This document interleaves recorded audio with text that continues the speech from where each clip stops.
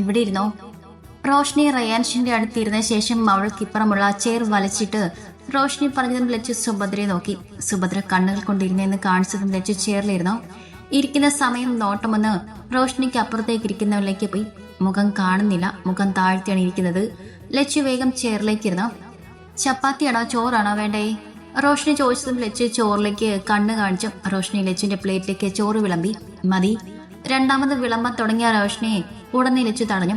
റോഷ്നി ലച്ചുവിലേക്കും ലച്ചുവിന്റെ പ്ലേറ്റിലേക്ക് നോക്കി. ഇത്ര കുറച്ച് മാത്രമേ കഴിക്കൂ എന്നൊരു ആശ്ചര്യം അവളുടെ മുഖത്ത് നിറഞ്ഞു നിന്നു. പിന്നൊന്നും മിണ്ടാതെ മുന്നിലെ പ്ലേറ്റിലേക്ക് നോക്കിക്കൊണ്ട് അവൾ കഴിച്ചു തുടങ്ങി. ഹായ് ലച്ചു.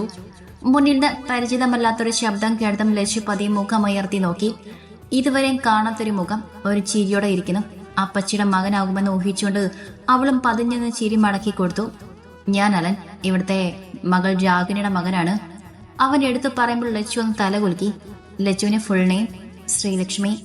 പതിഞ്ഞൊരു ശബ്ദം, ഒട്ടും ശബ്ദമില്ലാതെ ആ ടേബിളിന്റെ രണ്ടറ്റവും കേൾക്കാത്ത തരത്തിലുള്ള ശബ്ദവും. അലനൊന്ന് ചിരിച്ചു. ഇതൊരിക്കലും റയാൻഷിന് സെറ്റാവെന്ന് അവൻ ഉറപ്പിച്ചു. ചിക്കൻ വിളമ്പട്ടെ?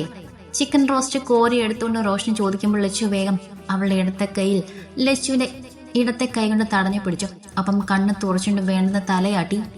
ഞാൻ വെജിറ്റേറിയനാണ്, ഇതൊന്നും കഴിക്കില്ല. ലച്ചു റോഷനെ നോക്കി പറയുമ്പോൾ അവളൊന്ന് ദീർഘമായി നിശ്വസിച്ചുകൊണ്ട് തല കുലുക്കി. കൈ പിന്നിലേക്ക് വലിച്ചു. കയ്യിലുള്ള ചിക്കൻ റോസ്റ്റ് അവളെ തന്നെ പാത്രത്തിലേക്ക് ഇടുമ്പോൾ മുഖം ചെരിച്ചുകൊണ്ട് റയാൻഷിനൊന്ന് നോക്കി. ചിക്കനും ബീഫും മട്ടനും ഒക്കെ കഴിക്കുന്ന അവളുടെ ഏട്ടനെ കണ്ടപ്പോൾ അവൾക്ക് സത്യത്തിൽ ചിരി വന്നു. ഒരിക്കലും സെറ്റാവാത്ത ഒരു ജോഡി.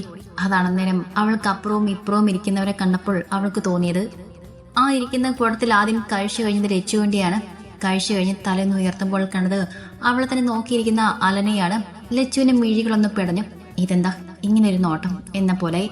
ലച്ചുവിന്റെ നോട്ടം കണ്ടതും അലനെ ചിരിച്ചു കാണിച്ചു. ലച്ചു വേണോ വേണ്ടെന്ന രീതിയിൽ തിരിച്ചും ചിരിച്ചു കാണിച്ചു. ലച്ചുവിന്റെ കഴിഞ്ഞെങ്കിൽ എഴുന്നേറ്റോളൂ. അലൻ പറയുമ്പോൾ ലച്ചു ഒന്ന് തല കുലുക്കി. ആ സമയം തന്നെ ഒരുവൻ എഴുന്നേറ്റ് പോയിരുന്നു. ലച്ചു മുഖം ചെരിച്ചുകൊണ്ട് റോഷ്നി എന്ന് നോക്കി. റോഷ്നി എഴുന്നേറ്റോ എന്ന് പറഞ്ഞതും ലച്ചു ചെറിൽ നിന്നും എഴുന്നേറ്റു. റോഷ്നിക്കുള്ളത് ലച്ചുവിന് ഒത്തിരി ആശ്വാസമായി തോന്നി. ഏട്ടനെ തന്നെയാണ് മുഖം, സദാ ഗൗരവം, വാക്കുകളും അങ്ങനെയൊക്കെ തന്നെയാണ്. പക്ഷെ ദേഷ്യമോ വെറുപ്പോ ഒന്നുമില്ല. ഒരു ഏട്ടത്തിയുടെ സ്ഥാനം ആ മനസ്സിലുണ്ട് എന്നറിയില്ല, പക്ഷെ പരിഗണിക്കുന്നുണ്ട്. ഒരു ചേർത്ത് പിടിക്കാൻ അറിയാതെ തന്നെ ലച്ചു ആളിൽ നിന്ന് അറിയുന്നുണ്ട്. അത് മതി, അത് തന്നെ വലിയ സന്തോഷം. ലച്ചു വാഷ് ബേസിന്റെ ഭാഗത്തെത്തിയതും ഒന്ന് നിന്നു. റയാൻഷ് അവിടെ കൈ കഴുകുന്നുണ്ട്. ലച്ചു കുറച്ച് മുന്നോട്ട് പോയി അവന്റെ പിന്നിലായി നിന്നു. റയാൻഷ് കൈ കഴുകി തിരിഞ്ഞതും തൊട്ടു പിന്നിൽ ലച്ചു. അതവൻ പ്രതീക്ഷ തന്നെയാണ്. അവൻ ടവലിൽ കൈ തുടച്ചുകൊണ്ട് മുഖം ചെരിച്ചു നോക്കി. ഡൈനിങ് ടേബിളിന്റെ ഭാഗത്തുനിന്ന് വാഷ് ബേസിന്റെ ഭാഗത്തേക്ക് കാണില്ല. അവിടെ ഒരു മരത്തടിയും ഇൻഡോർ പ്ലാന്റും ഒക്കെയാണ്, കാണില്ല. ടവൽ കൈ തുടച്ചുകൊണ്ട് തന്നെ അവൻ ഒരു സൈഡിലേക്ക് ഒതുങ്ങി കൊടുത്തു. ലച്ചു അവന്റെ മുന്നിലൂടെ അവന്റെ മുഖത്തേക്ക് നോക്കിക്കൊണ്ട് മുന്നോട്ട് തന്നെ ടാപ്പ് തുറന്ന് കൈ കഴുകി. ലച്ചു കൈ കഴുകി തിരിഞ്ഞപ്പോഴും ആ നിൽപ്പ് നിൽക്കുന്നുണ്ട്.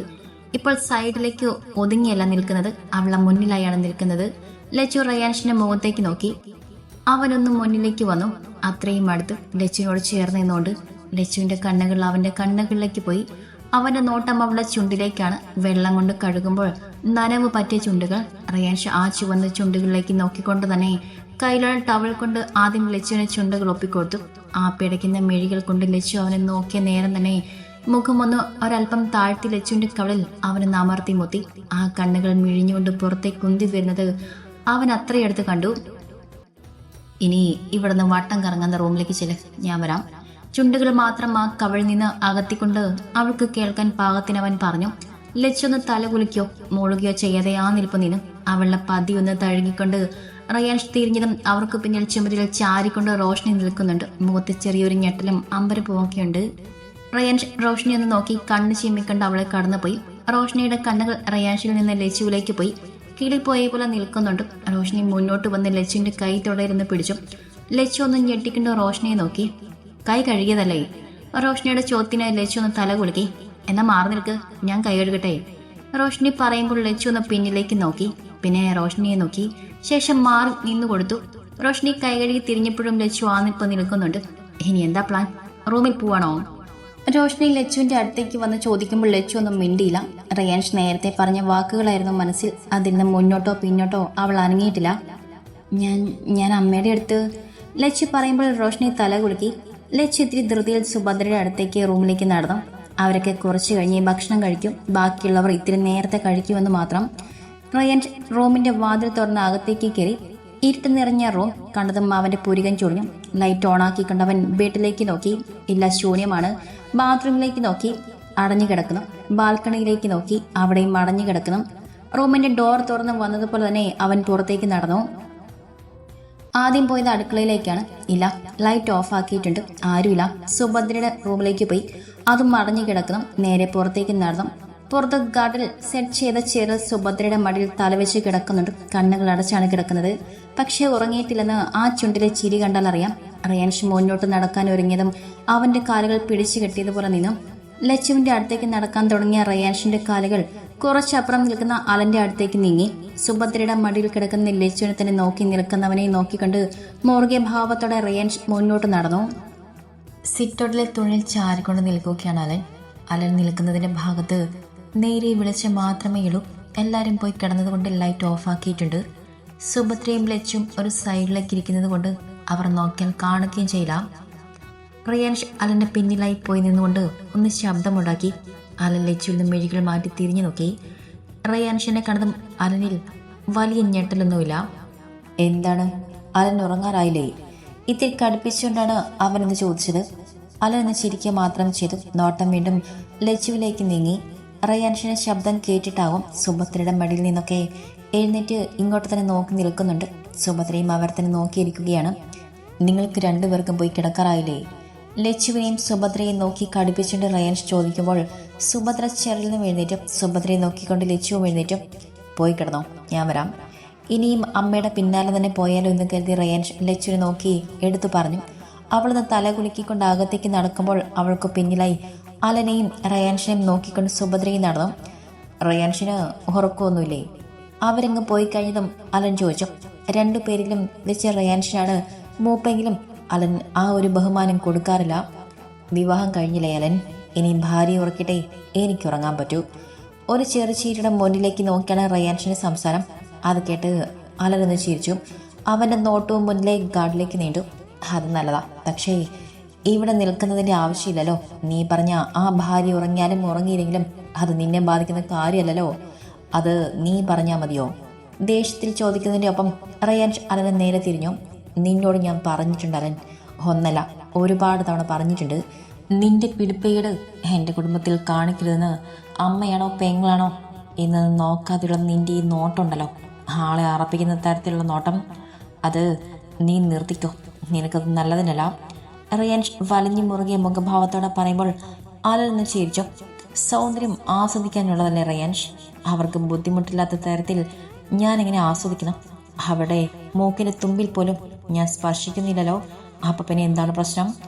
ഒരു പൊച്ചിച്ചിരിയുടെ അലൻ പറയുമ്പോൾ റയാൻഷ് കൈമുഷ്ടി ചുരുട്ടി പിടിച്ചുകൊണ്ട് അവൻ്റെ ദേഷ്യം നിയന്ത്രിച്ചു.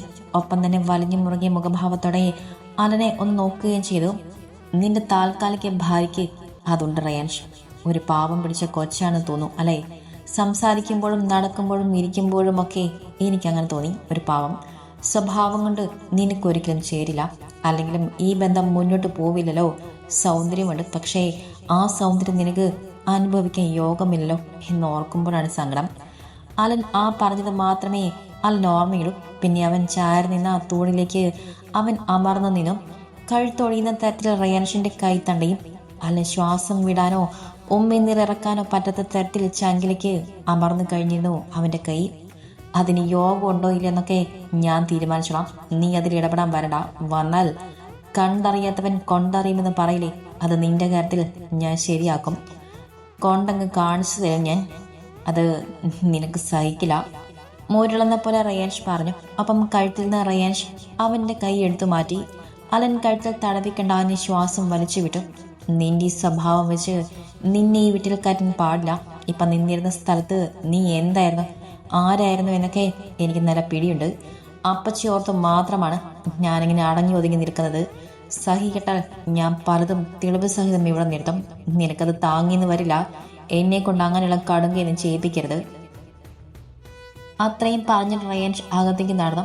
അലൻ തലയടക്കം തൊള്ളിക്ക് ചാരി വെച്ചുകൊണ്ട് കണ്ണുകൾ മുറുക്കി അടച്ചു പിടിച്ചു. അപ്പം കഴുത്തിൽ തടവിക്കൊണ്ടിരുന്നു. റയാൻഷ് ചാരിക്കിടന്ന വാതിൽ തുറന്ന് അകത്തേക്ക് കയറിയതും ബെഡിൽ ഇരുന്നവൾ ചാടി പിണഞ്ഞുകൊണ്ട് എഴുന്നേറ്റു. റയാൻഷ് മുറുകിയ മുഖഭാവത്തോടെ ലച്ചുവിനെ നോക്കിക്കൊണ്ട് ബാത്റൂമിലേക്ക് നടന്നു. ലച്ചു ആണെങ്കിൽ എന്ത് ചെയ്യണമെന്നറിയാതെ ചുറ്റും നോക്കിക്കൊണ്ട് ബെഡിൽ തന്നെ ഇരുന്നു. ഇരിക്കെ ബാത്റൂമിൽ നിന്ന് ഇറങ്ങിയവനെ കണ്ടും എഴുന്നേൽക്കാൻ തുടങ്ങിയവളെ കണ്ടവൻ കടുപ്പിച്ചു പറഞ്ഞു. ലച്ചു വേഗം ബെഡിലേക്ക് തന്നെ ഇരുന്നു. കിടക്കുമല്ലേ? റയാൻഷ് ചോദിച്ചതും ലച്ചു തലകുലുക്കി. റയാൻഷ് ഇട്ടിരുന്ന ടീഷർട്ട് അഴിച്ചു മാറ്റിക്കൊണ്ട് അവളെ നോക്കിക്കൊണ്ട് ബെഡിലേക്ക് കിടന്നു. ഒപ്പം കൈ എത്തിച്ചുകൊണ്ട് ലൈറ്റ് ഓഫാക്കി ഡിം ലൈറ്റ് ഓണാക്കി. കിടക്ക്. ബെഡിൽ കിടക്കാതെ ആ ഇരിപ്പ് തന്നെ ഇരിക്കുന്ന ലച്ചുവിനെ നോക്കിക്കൊണ്ട് അവൻ കടുപ്പിച്ചുകൊണ്ട് പറയുമ്പോൾ ലച്ചു ബെഡിലേക്ക് കിടന്നു. റയാൻഷ് ആ അറ്റത്തും ലച്ചു ഈ അറ്റത്തും അങ്ങനെയാണ് കിടക്കുന്നത്. ആ കിടപ്പ് അധികം നീണ്ടു നിന്നില്ല. ബെഡിന്റെ ഓരം ചേർന്ന് കിടന്നിരുന്നവളെ ഇടത്തെ കൈകൊണ്ട് അവനിലേക്ക് വലിച്ചു ചേർത്തു. ഉറങ്ങിക്കോ. ശ്വാസം പോലും എടുക്കാതെ കയ്യിൽ ഒതുങ്ങിക്കിടക്കുന്നവളെ ഒന്നുകൂടെ അടക്കി പിടിച്ചിട്ട് റയാൻഷ് പറഞ്ഞു. അപ്പം ആ കട്ടിയുള്ള മുടിയിൽ അവൻ അമർത്തിയൊന്ന് മുത്തി. മനസ്സിൽ ഇപ്പോഴും ആലിൻ്റെ മുഖമാണ്. അവൻ പറഞ്ഞതാണ്. അതുകൊണ്ടാവാം അവൻ ലിച്ചുവിനോട് സംസാരിക്കാൻ തുനിയാതിരുന്നത്. ഉള്ളിലുള്ള ദേഷ്യം പുറത്തേക്ക് വന്നാലോ അടക്കി നിർത്താൻ കഴിയില്ല. ശ്വാസം മുട്ടുന്നുണ്ട്. ലച്ചു ഒന്ന് കുതിരക്കൊണ്ടോ പറയുമ്പോൾ റയാൻഷ് അവൻ്റെ കൈയൊന്ന് അയച്ചു കൊടുത്തു. മൂക്കും ചുണ്ടും റയാൻഷിൻ്റെ നെഞ്ചിൽ അമർന്ന് കിടന്നിരുന്നു. അതൊന്ന് അയഞ്ഞതും ലച്ചു ഒന്ന് ആഞ്ഞ് ശ്വാസം വലിച്ചു വിട്ടു. ഞാനിങ്ങനെ അടുത്തിടപഴകുന്നത് കൊണ്ട് നിനക്ക് വല്ല ബുദ്ധിമുട്ടുണ്ടോ? ലച്ചുവിനെ പിടിച്ചു വെച്ച് കയ്യിന്ന് അയച്ചുകൊണ്ട് റയാൻഷ് ചോദിച്ചു. ലച്ചു അവൻ്റെ മുഖത്തേക്ക് നോക്കി. നേരെ വിളിച്ചതിൽ കാണുന്ന അവൻ്റെ മുഖം അവളിന്ന് ഉമ്മിനീരിറക്കി. ഞാൻ എന്നെ അമർത്തി പിടിച്ചപ്പോൾ എനിക്ക് ശ്വാസം മുട്ടിയിട്ടാ. ഏട്ടനൊക്കെ പതുക്കെ കെട്ടിപ്പിടിക്കുക. ലച്ചു പതി അവൻ്റെ മുഖത്തേക്ക് നോക്കി പറഞ്ഞു നിർത്തിയതും റയാൻഷ് കടുപ്പത്തിലൊന്ന് മൂളി. ആ പറഞ്ഞത് പിടിച്ചിട്ടില്ല. അതുതന്നെ കാരണം. ഇനി പതുക്കെ കെട്ടിപ്പിടിക്കുക. പറയുന്നതിനൊപ്പം ലച്ചുവിൻ്റെ ഇടുപ്പിലൂടെ ഒന്ന് ചുറ്റിപ്പിടിച്ചുകൊണ്ട് അവനിലേക്ക് അടുപ്പിച്ചു. ലച്ചു വീണ്ടും ശ്വാസം വിടാതെ അവനെ നെഞ്ചിലേക്ക് ചേർന്ന് കിടന്നു. റയാൻഷ് എന്തോ ആലോചിച്ചുകൊണ്ട് കണ്ണുകളടച്ചു. എന്തേ അടങ്ങിക്കിടക്കാതെ ഞെരിപ്പിരിക്കൊള്ളുന്നവളെ മുഖം താഴ്ത്തി ഒന്ന് നോക്കി റയാൻഷ് ചോദിച്ചു. ഏട്ടനെ വിളിച്ചില്ല? ഇവിടുന്ന് പോയിട്ട് വീട്ടിലെത്തിയെന്ന് അറിയില്ല.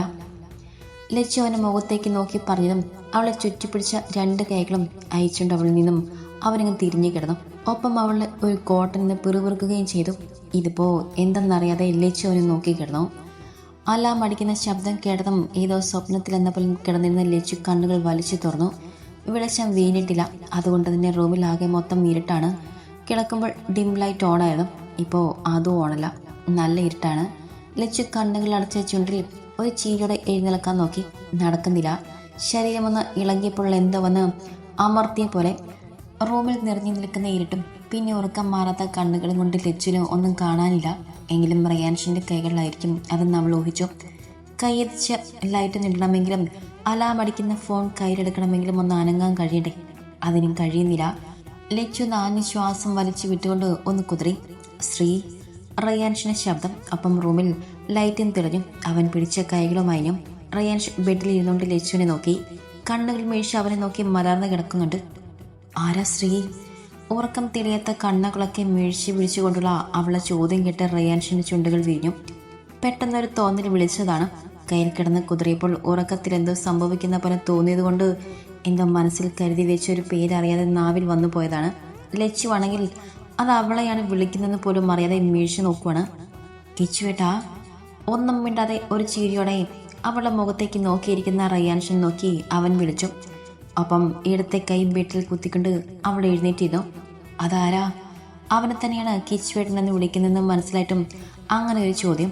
ലച്ചുവിൻ്റെ കണ്ണുകളൊന്ന് ചുരുങ്ങി. അപ്പോഴാണ് അവനെ എന്താണ് അവൾ വിളിച്ചെന്ന് അവൾ ചിന്തിക്കുന്നത്. റയാൻഷിനെ എല്ലാവരും കിച്ചു എന്ന് വിളിക്കുന്നത് കേട്ടപ്പോൾ തന്നെ മനസ്സിൽ പതിഞ്ഞു പോയൊരു പേരാണ് കിച്ചുവേട്ടൻ എന്നത്. എന്നാൽ ഇന്ന് വരെ അങ്ങനെ ഒരു കിച്ചുവേട്ടെന്ന് വിളിക്കേണ്ടി വന്നിട്ടില്ല. ഇതിപ്പോൾ പറ ശ്രീ, ആരാ കിച്ചുവേട്ടൻ? ഞാനാണോ? റയാൻഷ് ഒരു ചിരിയുടെ ബെഡിലേക്ക് തന്നെ കിടന്നുകൊണ്ട് ചോദിക്കുമ്പോൾ അവൾ തല കുലുക്കി കാണിച്ചു. അപ്പോഴും മിഴിഞ്ഞ കണ്ണുകൾ ഒന്നുകൂടെ മിഴിയൊക്കെയാണ് ഉണ്ടായത്. അതിനർത്ഥം ആരാണ് ശ്രീ എന്നതിനുള്ള ഉത്തരം അവൾക്ക് കിട്ടിയത് കൊണ്ടാവാം. പറ. വീണ്ടും ചോദിക്കുന്നതിനൊപ്പം ലച്ചുവിനെ പിടിച്ചു വലിച്ചുകൊണ്ട് അവൻ്റെ നെഞ്ചിലേക്കിട്ട് നഗ്നമായ റയാൻഷിൻ്റെ നെഞ്ചിൽ വലത്തെ കൈ കുത്തി ലച്ചു റയാൻഷിൻ്റെ മുഖത്തേക്ക് നോക്കി. റയാൻഷ് വലത്തെ കൈ ഉയർത്തി ലച്ചുവിൻ്റെ മുടിയൊക്കെ ഒന്ന് ഒതുക്കി ഭംഗിയിൽ വെച്ചു കൊടുത്തു.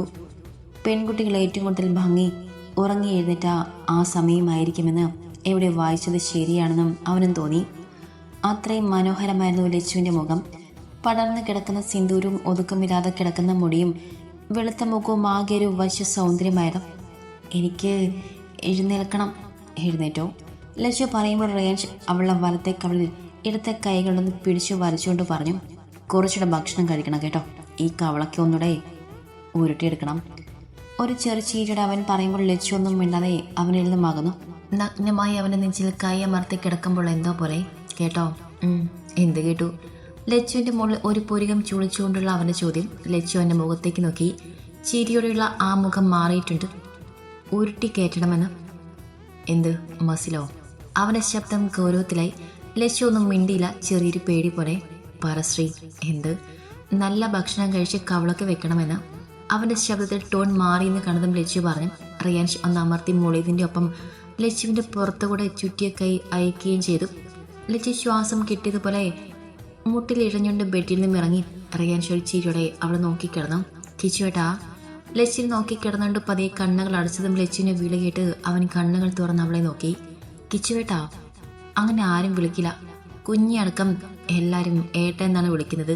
കിച്ചു എന്ന കുട്ടി അവന് ഗൗരവം നിറഞ്ഞ മുഖത്തേക്ക് നോക്കി വിളിക്കാൻ തോന്നാത്തത് കൊണ്ടാവാം. ഞാൻ സാരി ഉടുക്കട്ടെ? എനിക്ക് സാരിയാണ് ഒന്നുകൂടെ ഇഷ്ടം. നിന്റെ ഇഷ്ടം. ലച്ചുവിൻ്റെ ആ ചോദ്യത്തിന് അങ്ങനൊരു മറുപടിയാണ് അവൻ പറഞ്ഞത്. ലച്ചു ഒരു ചിരിയോടെ തലയാട്ടി. അവൻ പറഞ്ഞത് അവൾക്ക് ഒത്തിരി സന്തോഷമായെന്ന് ആ മുഖത്ത് തന്നെ ഉണ്ടായിരുന്നു. ആ ചിരിയിലേക്ക് നോക്കിക്കൊണ്ട് റയാൻഷ് കണ്ണടച്ചു. ഉറക്കം വരുന്നില്ല. ഉറക്കമൊക്കെ പോയി. എന്നാലും അവൻ കണ്ണുകൾ അടച്ച് കിടന്നു. ആകെ ഒരു പോസിറ്റീവ് എനർജി. കിച്ചുവേട്ട എന്നൊരു ശബ്ദം ഇങ്ങനെ ചെവിയിൽ മുഴങ്ങുന്ന പോലെ. ലച്ചു കുളി കഴിഞ്ഞ് ഡ്രസ്സിംഗ് റൂമിൽ നിന്ന് സാരി ഭംഗിയിൽ ഞൊറിഞ്ഞു കൊടുത്തുകൊണ്ട് അവൾ ഇറങ്ങി. ബാത്റൂമിലേക്ക് കയറുമ്പോൾ ലൈറ്റ് ഓഫ് ആക്കിയിട്ടാണ് അവൾ കയറിയത്. റയാൻ ഉറങ്ങുവാണെങ്കിൽ ഉറങ്ങിക്കോട്ടെ എന്നാണ് അവൾ കയറിയത്. പക്ഷെ ബെഡിൽ അവനില്ല. ലച്ചു റൂം മൊത്തത്തിലൊന്ന് നോക്കി. തുറന്നു കിടക്കുന്ന ബാൽക്കണി ഡോർ കണ്ടതും അവൾ അങ്ങോട്ട് നടന്നു. പുഷപ്പ് എടുക്കുന്ന റയാൻഷിനെ കണ്ടതും അവൾ അവനെ നോക്കി നിന്നു. കുറച്ചു നേരം പുഷപ്പ് എടുത്ത ശേഷം അവൻ മുഖം ചിരിച്ചുകൊണ്ട് ലച്ചുവിനെ നോക്കി. അവൻ നോക്കുന്ന കണ്ടും ലച്ചു ഒന്ന് ചിരിച്ചു കൊടുത്തു. പോയി ഒരു കോഫി കൊണ്ടുവാ, നിനക്കുള്ളതും എടുത്തോ. റയാൻഷ് അങ്ങനെ പറഞ്ഞതും ലച്ചു തല കുലുക്കി തിരിഞ്ഞു നടന്നു. ലച്ചു തിരിഞ്ഞങ്ങ് നടന്നു പോയിട്ടും അവളുടെ രൂപം അവൻ്റെ മനസ്സിൽ നിന്നും കണ്ണിൽ നിന്നും മായുന്നുണ്ടായിരുന്നില്ല.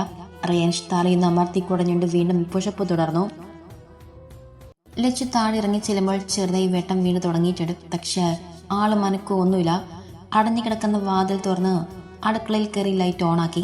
ഒരു നിമിഷം തിരിച്ചു പോയാലെന്ന ചിന്തയിൽ അവിടെ തന്നെ നിന്നു. പിന്നെ കോഫി ഉണ്ടാക്കിയിട്ട് പോകാമെന്ന് കണക്കാക്കി ഫ്രിഡ്ജ് തുറന്നു. പാക്കറ്റ് പാലുണ്ട്. അതെടുത്ത് 2 ഗ്ലാസ് വെള്ളം ഒഴിച്ചു വെച്ചു. Coffee ready. അത് 2 ഗ്ലാസ്സിലേക്ക് പകർത്തി അതൊരു ട്രേയിലേക്ക് വെച്ച ശേഷം അടുക്കളയിലെ ലൈറ്റ് ഓഫാക്കി ട്രേകളുടെ മുകളിലേക്ക് നടന്നു. അപ്പോഴും ആ വീട്ടിൽ എവിടെയും ആളും അനക്കവും ഒന്നും ഇല്ലെന്നത് അവൾ ശ്രദ്ധിച്ചു.